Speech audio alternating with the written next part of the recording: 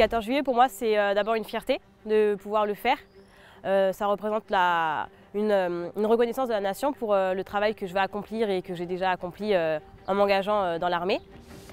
Et c'est aussi une tradition familiale, si on peut dire, parce que mes deux sœurs l'ont déjà fait, donc je suis fière de poursuivre sur leur voie.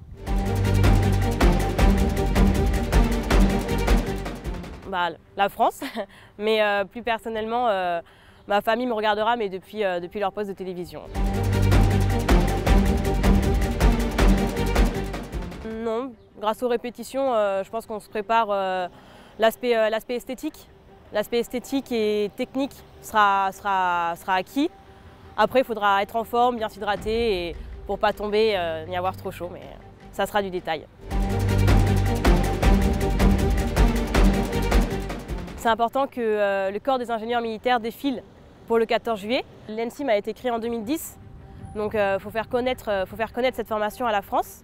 Puis rappeler qu'on est militaire, car comme c'est dit dans le titre, on a une double identité, à la fois ingénieur et militaire.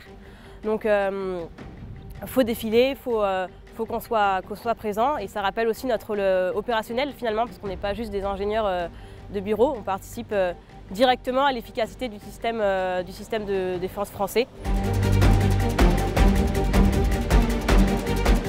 J'ai toujours été attirée par le milieu militaire pour les valeurs que ça représente, comme la cohésion, l'esprit de corps et plus particulièrement aussi le dépassement de soi et le goût de l'effort, parce que c'est une caractéristique que j'apprécie. Donc j'ai choisi de rejoindre, après une expérience civile, la vie militaire.